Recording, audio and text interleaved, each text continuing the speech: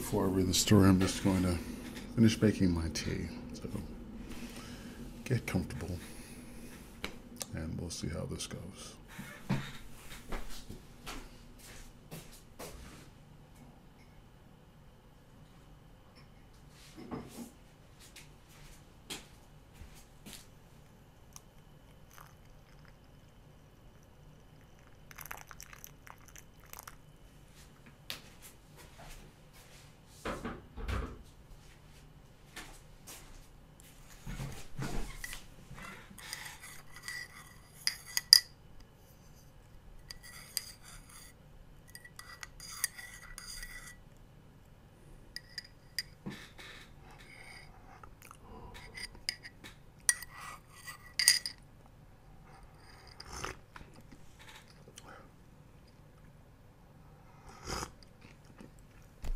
Okay.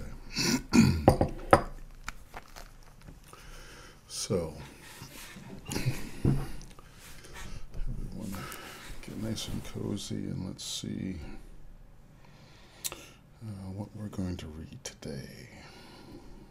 Now, you have a variety of choices, and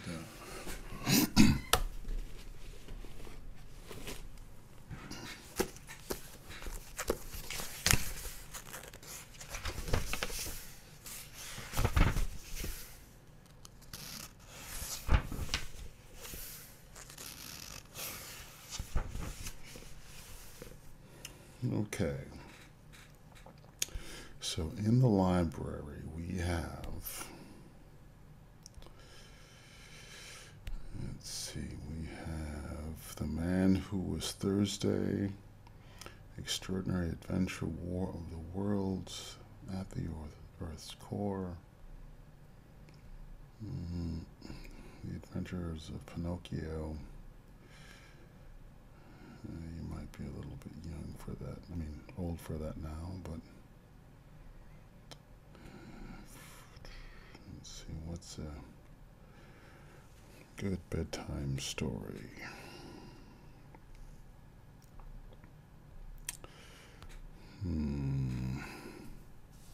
Okay, found one.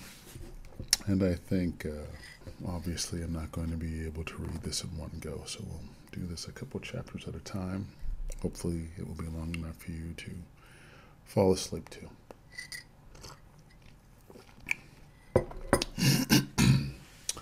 And tonight is going to be The Arrest of Arsene Lupin. It was a strange ending to a voyage that had commenced in a most auspicious manner. The transatlantic steamship Le Provence was a swift and comfortable vessel, under the command of a most affable man.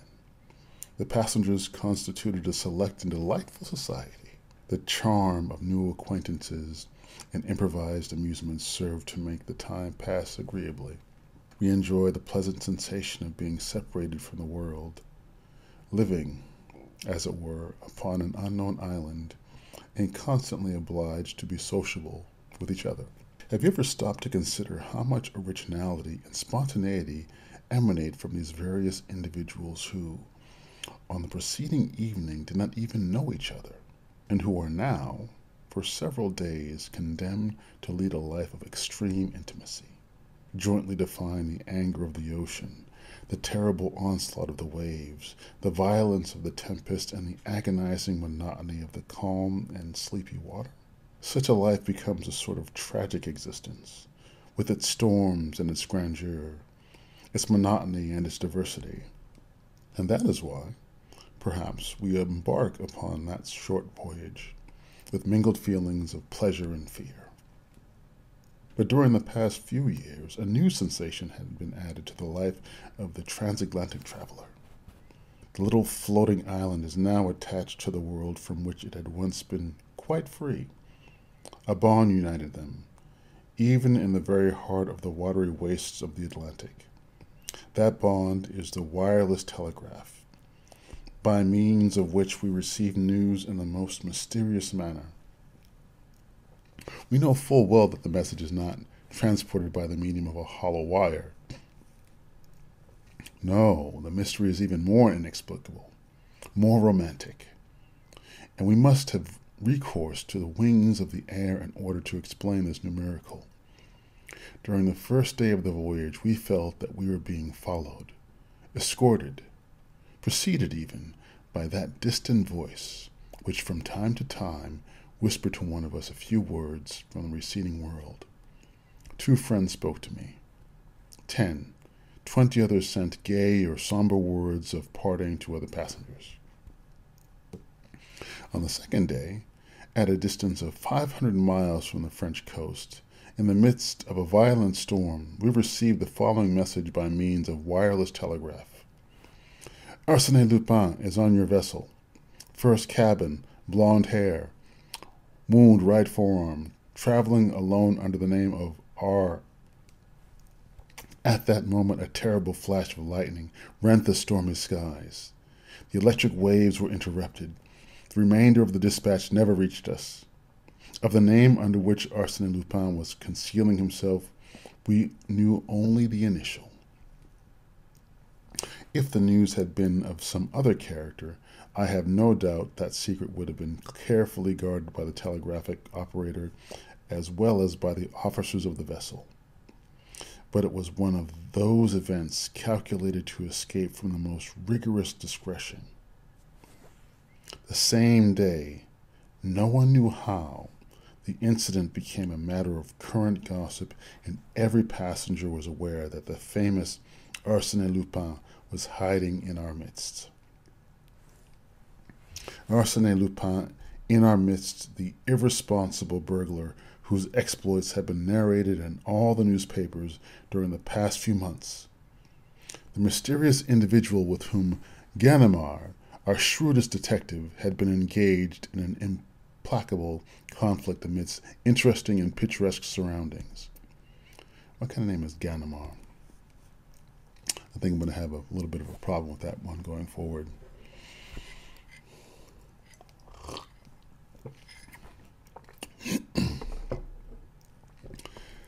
Arsene Lupin, the eccentric gentleman who operates only in the chateau and salons, and who, one night, entered the residence of Baron Schormann, but emerged empty-handed, leaving, however, his card on which he had scribbled these words: Arsene Lupin, gentleman burglar, will return when the furniture is genuine. I see. So he's basically broken into someone's house and figured out that they had cheap furniture. Arsene Lupin, the man of 1,000 disguises, in turn a chauffeur, detective, bookmaker, Russian physician, Spanish bullfighter, commercial traveler, robust youth, or decrepit old man. Then consider this startling situation. Arsene Lupin was wandering about within the limited bounds of a transatlantic steamer. In that very small corner of the world, in that dining saloon, in that smoking room, in that music room, Arsene Lupin was, perhaps, this gentleman, or that one, my neighbor at the table, the sharer of my stateroom. And this condition of affairs will last for 5 days, explained Miss Nellie Underdown next morning.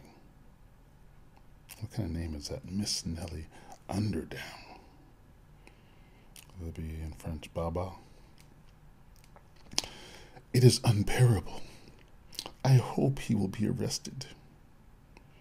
Then, addressing me, she added, and you, Monsieur de Andrezy, you are on intimate terms with the captain.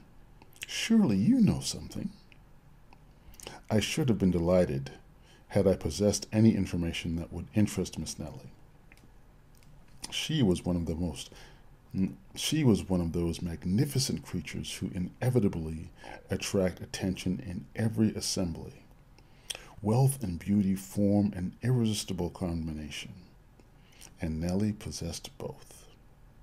Educated in Paris under the care of her French mother, she was now going to visit her father, the millionaire Underdown of Chicago. She was accompanied by one of her friends, Lady Gerland. Gerland? Let's go with Gerland. Sounds prettier. At first, I had decided to open a flirtation with her, but in the rapidly growing intimacy of the voyage, I was soon impressed by her charming manner, and my feelings became too deep and reverential for mere flirtation. Moreover, she accepted my attentions with a certain degree of favor. She condescended to laugh at my witticisms and display an interest in my stories. Yet I felt that I had a rival in the person of a young man with quite refined tastes. And it struck me at times that she preferred his taciturn humor to my Parisian frivolity. He formed one in the circle of admirers that surrounded Miss Nellie at the time she addressed to me the foregoing question. We were all comfortably seated in our deck chairs. The storm of the preceding evening had cleared the sky. The weather was now delightful. "I have no definite knowledge, mademoiselle," I replied. "But cannot we ourselves investigate the mystery quite as well as Detective Ganimard, the personal enemy of Arsene Lupin?" Oh, you are progressing very fast, monsieur." "Not at all, mademoiselle. In the first place, let me ask, do you find the problem a complicated one?" "Very complicated." "Have you forgotten the key we hold for the solution to the problem?" "What key?" "In the first place, Lupin calls himself Monsieur R." "Rather vague information," she replied. "Secondly, he is traveling alone." "Does that help you?" she asked. "Thirdly, he is blonde." "Well?" "Then we have only to peruse the passenger list and proceed by a process of elimination." I had that list in my pocket. I took it out and glanced through it. Then I remarked, "I find that there are only 13 men on the passenger list whose names begin with the letter R." "Only 13? "Yes, in the first cabin, and of those 13 I find that 9 of them are accompanied by women, children, or servants. That leaves only 4 who are traveling alone. First, the Marquis de Raverdan." "Secretary to the American ambassador?" interrupted Miss Nellie. "I know him." "Major Rawson," I continued. "He is my uncle," someone said. "Mon Revolta."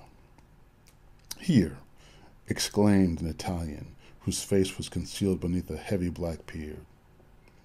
Miss Nellie burst into laughter and exclaimed, "That gentleman can scarcely be called blonde." "Very well, then," I said, "we are forced to the conclusion that the guilty party is the last one on the list." "What is his name?" "Mon Rosaine. Does anyone know him?" No one answered. But Miss Nellie turned to the taciturn young man, whose attentions to her had annoyed me, and said, "Well, Monsieur Rosaine, why do you not answer?" All eyes were now turned upon him. He was a blonde. I must confess that I myself felt a shock of surprise, and the profound silence that followed her question indicated that the others present also viewed the situation with a feeling of sudden alarm. However, the idea was an absurd one, because the gentleman in question presented an air of the most perfect innocence. "Why do I not answer?" he said. "Because, considering my name, my position as a solitary traveler, and the color of my hair, I have already reached the same conclusion, and now think that I should be arrested." He presented a strange appearance as he uttered these words. His thin lips were drawn closer than usual, and his face was ghastly pale. Whilst his eyes were streaked with blood, of course he was joking, yet his appearance and attitude impressed us strangely. But you have not the wound, said Miss Nellie naively. That is true, he replied. I lack the wound. Then he pulled up his sleeve, removing his cuff, and showed us his arm. But that action did not deceive me. He had shown us his left arm, and I was on the point of calling his attention to the fact when another incident diverted our attention. Lady Gerland, Miss Nellie's friend, came running towards us in a state of great excitement, exclaiming, "My jewels, my pearls! Someone has stolen them all!" No, they were not all gone, as we soon found out. The thief had taken only part of them. A very curious thing. Of the diamond sunburst, jeweled pendants, bracelets, and necklaces, the thief had taken not the largest, but the finest and most valuable stones. The mountings were lying upon the table. I saw them there, despoiled of their jewels, like flowers from which the beautiful colored petals had been ruthlessly plucked. And this theft must have been committed at the time Lady Gerland was taking her tea in broad daylight, in a stateroom opening on a much-frequented corridor. Moreover, the thief had been obliged to force open the door of the stateroom, search for the jewel case, which was hidden at the bottom of a hat box, open it, select his booty, and remove it from the mountings. Of course, all the passengers instantly reached the same conclusion. It was the work of Arsene Lupin. That day at the dinner table, the seats to the right and left of Rosaine remained vacant, and during the evening it was rumored that the captain had placed him under arrest, which information produced a feeling of safety and relief. We breathed much more. Let's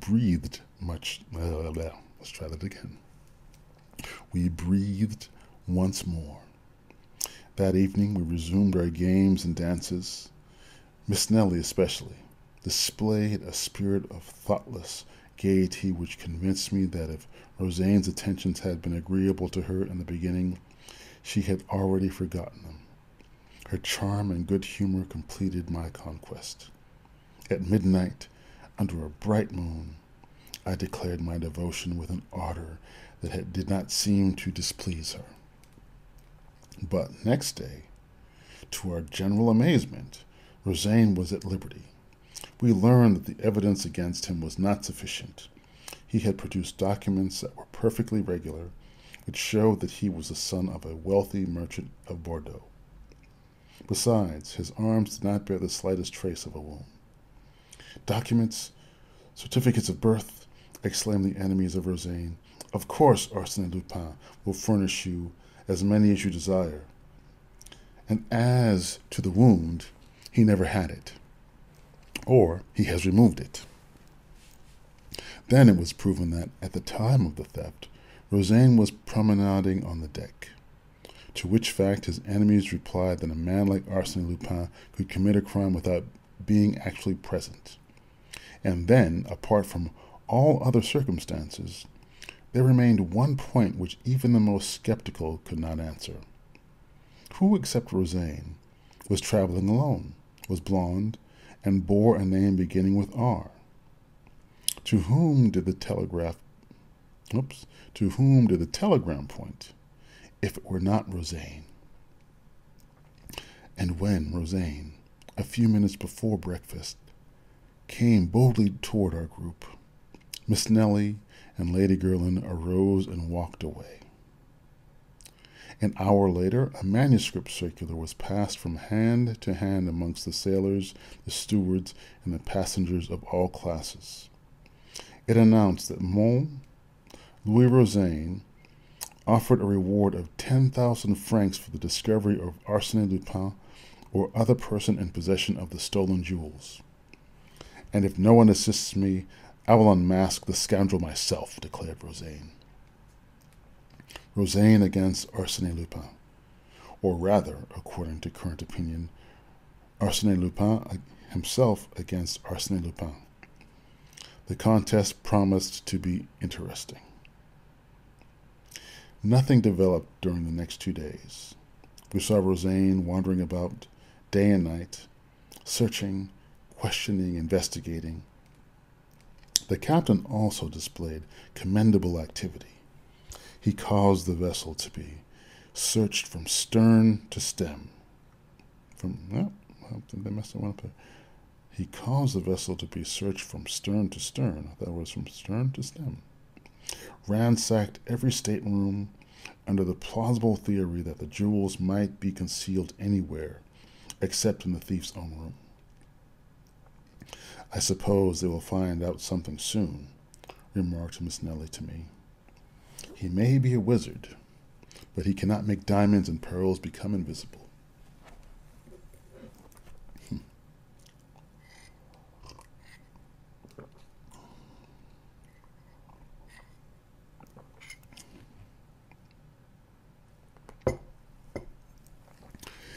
Certainly not, I replied.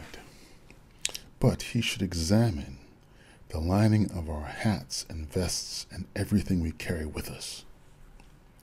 Then, exhibiting my Kodak, a 9x12 with which I had been photographing her in various poses, I added, in an apparatus no larger than that, a person could hide all of Lady Gerland's jewels. He could pretend to take pictures, and no one would suspect the game. But I have heard it said that every thief leaves some clue behind him. That may be generally true, I replied, but there is one exception. Arsene Lupin. Why?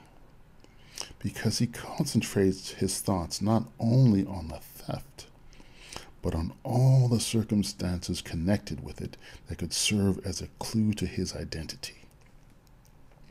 A few days ago, you were more confident. Yes, but since I have seen him at work. And what do you think about it now? She asked. Well, in my opinion, we are wasting our time. And, as a matter of fact, the investigation had produced no result. But in the meantime, the captain's watch had been stolen. He was furious.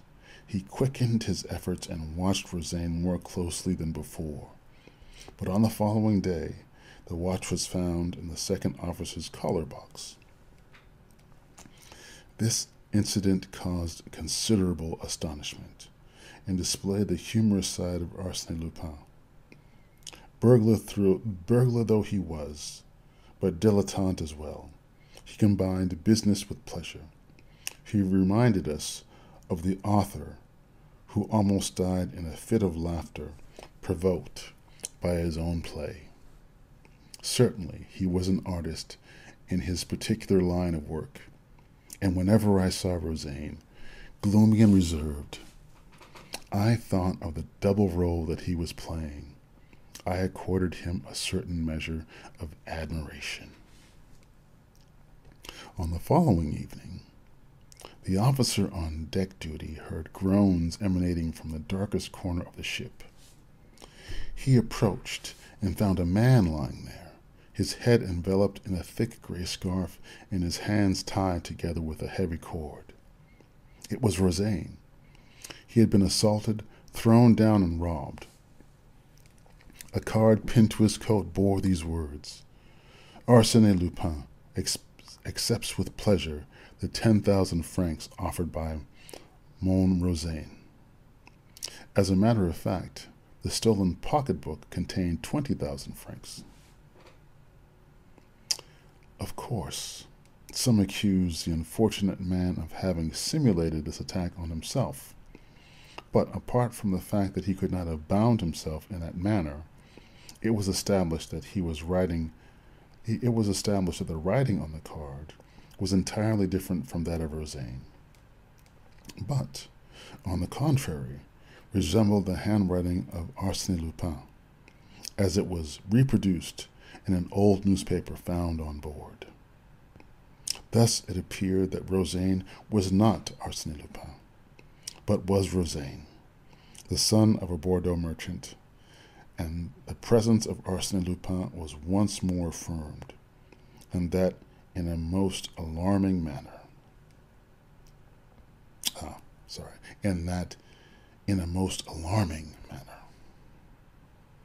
Such was the state of terror amongst the passengers, that none would remain alone in a stateroom or wander singly in unfrequented parts of the vessel. We clung together as a matter of safety, and yet the most intimate acquaintances were estranged by a mutual feeling of distrust. Arsene Lupin was now anybody and everybody. Our excited imaginations attributed to him miraculous and unlimited power.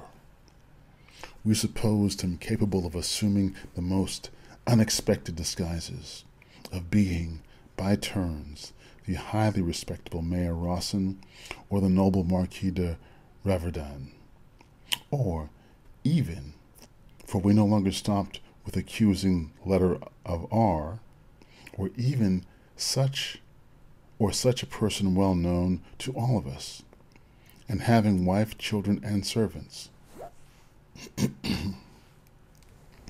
The first wireless dispatches from America brought no news. At least the captain did not communicate any to us. The silence was not reassuring. Our last day on the steamer seemed interminable. We lived in constant fear of some disaster. This time it would not be a simple theft or comparatively harmless assault. It would be a crime, a murder. No one imagined that Arsene Lupin would confine himself to those two trifling offenses. Absolute master of the ship, the authorities were powerless. He could do whatever he pleased. Our property and lives were at his mercy. Yet those were delightful hours for me, since they secured to me the confidence of Miss Nellie. Deeply moved by those startling events, and being of a highly nervous nature, she spontaneously sought at my side a protection and security that I was pleased to give her. Inwardly, I blessed Arsene Lupin. Had he not been the means of bringing me and Miss Nellie closer to each other, thanks to him, I could now indulge in delicious dreams of love and happiness, dreams that I felt were not unwelcome to Miss Nellie. Her smiling eyes authorized me to make them. The softness of her voice bade me hope. As we approached the American shore, the active search for the thief was apparently abandoned, and we were anxiously awaiting the supreme moment in which the mysterious enigma would be explained. Who was Arsene Lupin? Under what name? Under what disguise was the famous Arsene Lupin concealing himself? And at last, what supreme moment arrived? If I live 100 years, I shall not forget the slightest details of it. "How pale you are, Miss Nellie," I said to my companion as she leaned upon my arm, almost fainting. "And you," she replied. "Ah, you are so changed." "Just think, this is a most exciting moment, and I am delighted to spend it with you, Miss Nellie. I hope that your memory will sometimes revert." But she was not listening. She was nervous and excited. The gangway was placed in position, but before we could use it, the uniformed custom officers came on board. Miss Nellie murmured, "I shouldn't be surprised to hear that Arsene Lupin escaped from the vessel during the voyage. Perhaps he preferred death to dishonor, and plunged into the Atlantic rather than be arrested." "Oh, do not laugh," she said. Suddenly I started, and, in answer to her question, I said, "Do you see that little old man standing at the bottom of the gateway? Standing at the bottom of the gangway? With an umbrella and an olive green coat? It is Ganimard." "Ganimard?" "Yes, the celebrated detective who was sworn to capture Arsene Lupin. Ah, I can understand now why we did not receive any news from this side of the Atlantic. Ganimard was here, and he always keeps his business secret." "Then you think he will arrest Arsene Lupin?" "Who can tell? The unexpected always happens when Arsene Lupin is concerned in the affair." "Oh," she exclaimed, with that morbid curiosity peculiar to women. "I should like to see him arrested." "You will have to be patient, no doubt.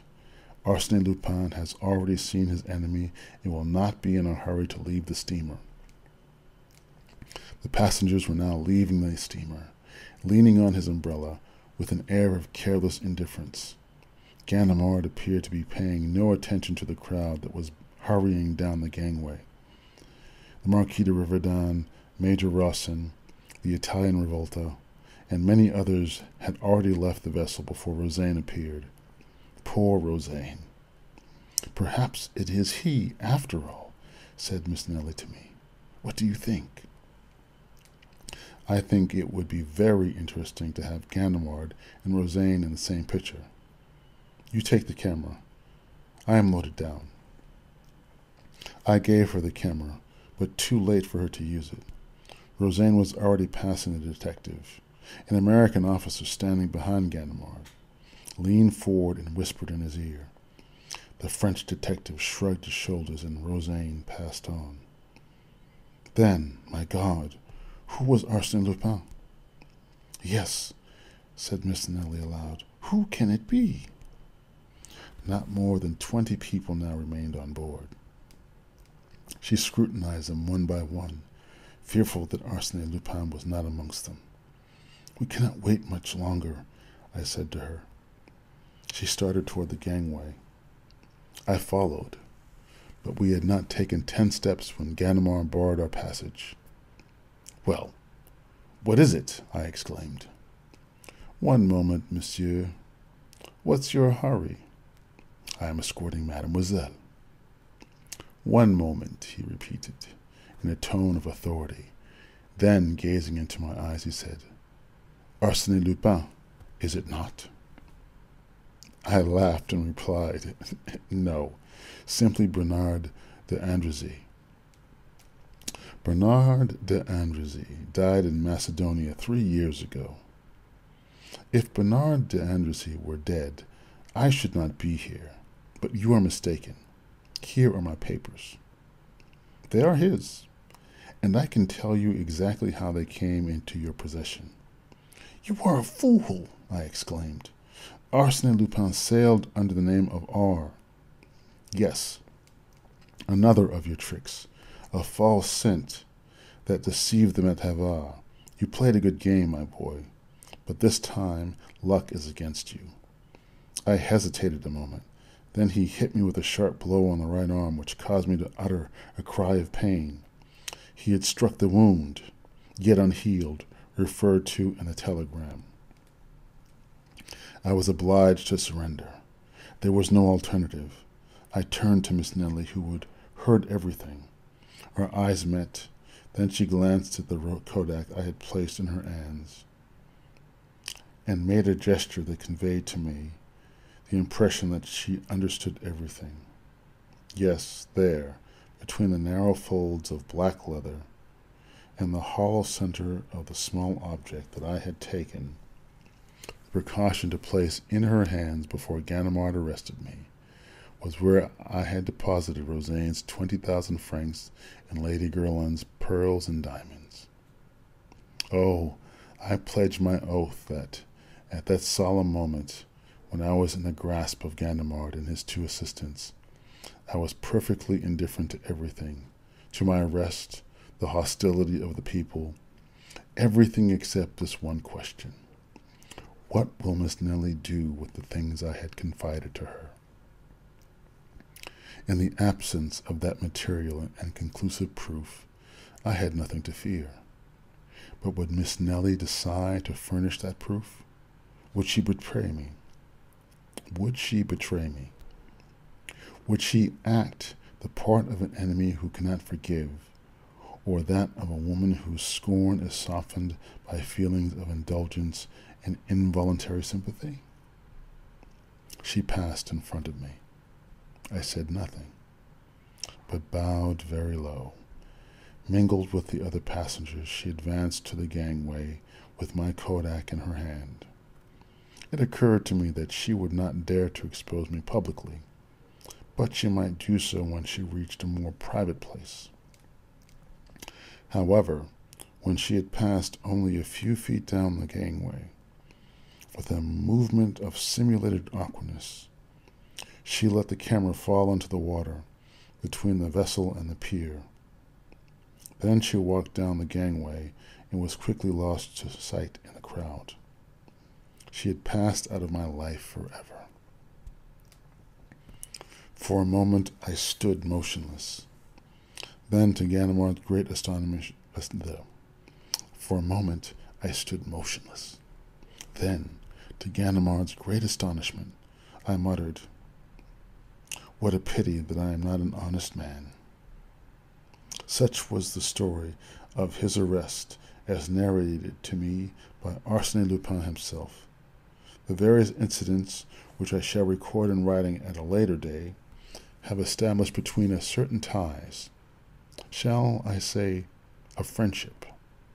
Yes, I venture to believe that Arsene Lupin honors me with his friendship, and that it is through friendship that he occasionally calls me and brings into the silence of my library his youthful exuberance of spirits, the contagion of his enthusiasm, and the mirth of a man for whom destiny has naught but favors and smiles.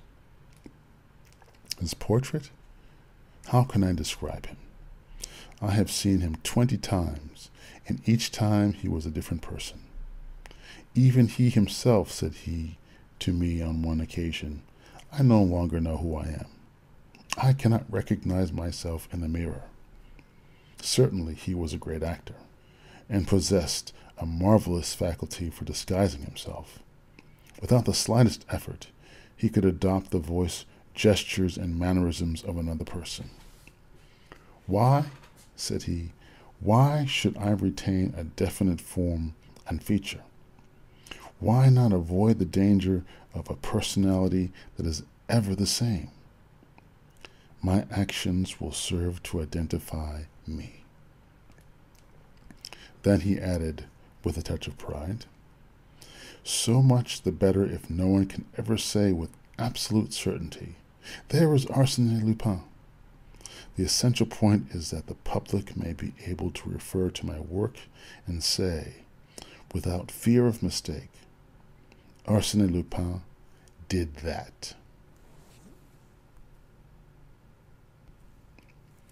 And that is chapter 1. Until next time. Good night.